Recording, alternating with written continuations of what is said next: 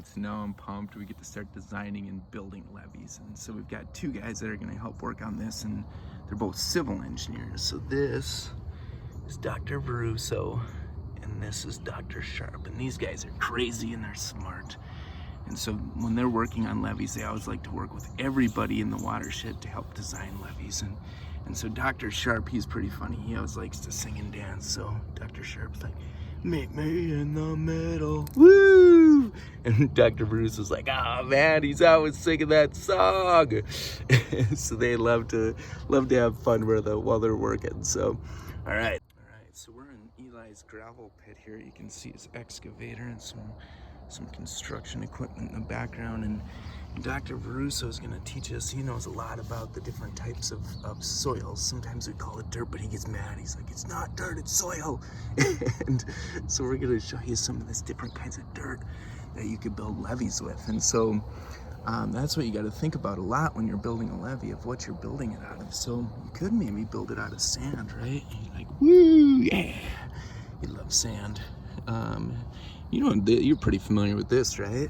Got this at the beach to play with. And so sand's one thing we could build out of. And we want to think of how fast water might flow through this stuff. So sand doesn't really pack together real well, right? And you could maybe have some, like, this is like topsoil. This is what stuff grows in real well. It doesn't pack together real well, but it's a little more fine than that sand, right?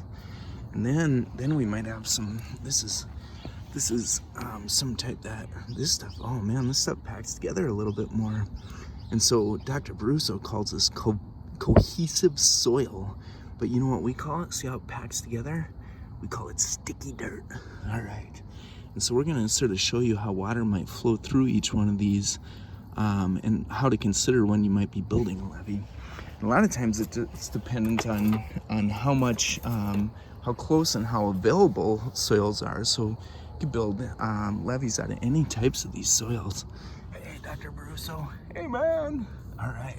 So we're going to test these out with water a little bit.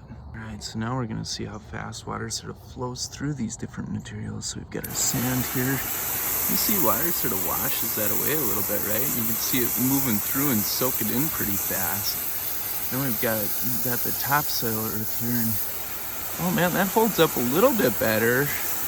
Wash away a little bit, a little less soak it in. Dr. Veruso, what are you doing in there? It's crazy. All right, washes away a little bit, but a little bit more resistant than the sand, right? We've got the sticky dirt. Dr. Sharp, what are you doing? It's like, is that all you got? Oh, that's pretty resistant, right? So that might be a little more resistant when we're working on building a levee. So that's what you got to think about, what materials you're going to build your levee from.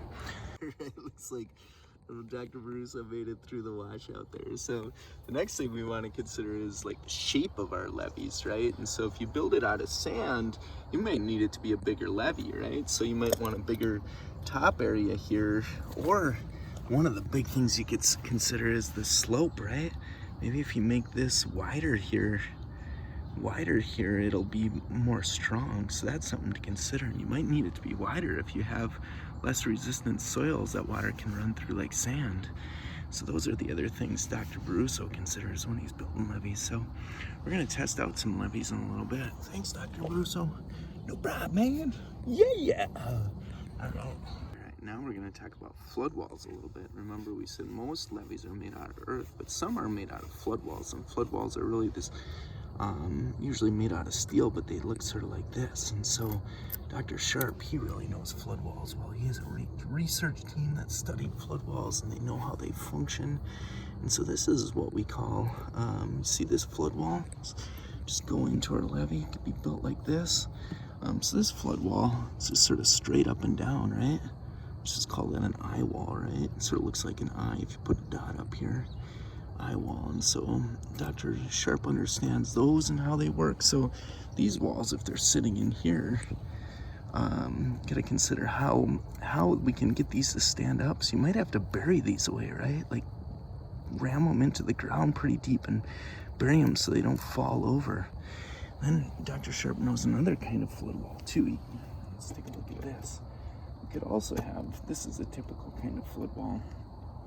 It looks sort of like this. It has sort of a base on it, and we bury that base. And Let's call this a T-wall. It sort of looks like a T, right? T-wall. All right. So this sort of has that stability to it, right? You can bury that in, and then it can hold back from falling over. So if you put this in here and bury it a little ways, it can hold back from falling over. So thanks Dr. Sharp for learning about flood walls. All right, so now this is pretty exciting. It's gonna be your job to build a levee. So you're gonna have to think about and talk about what materials you're gonna use to build the levee, and then also what shape you're gonna build that levee in, right? Thinking about that. And then if you build a flood wall, you'll think about, how do I build that flood wall so it doesn't fall over during the flood? So those are important things to think about. You'll also want to think about where you're going to place your levee, right? So thanks to Dr. Baruso and Dr. Sharp for helping us out with learning how to design and build levees. All right, so Dr. Sharp is supposed to be filming right now, but he's out bull riding. Can somebody please go get him? All right, who gave Dr. Baruso the cheese platter? He's scared of cheese, and now he's locked himself in his trailer. So first of all, that's a sand dune, not a ski hill. Second, you lost Dr. Sharp, and now he's gonna blame it on us. Who ordered Hot Pockets for lunch? Lopez didn't want Hot Pockets, and she tossed the table. Oh man, why'd we hire the minions as cameramen? They're terrible. Jasmine, you can't leave the butter out. The cats are gonna eat it. All right, so we'll let him sing Meet Me in the Middle 5 more times, and then we're cutting him off.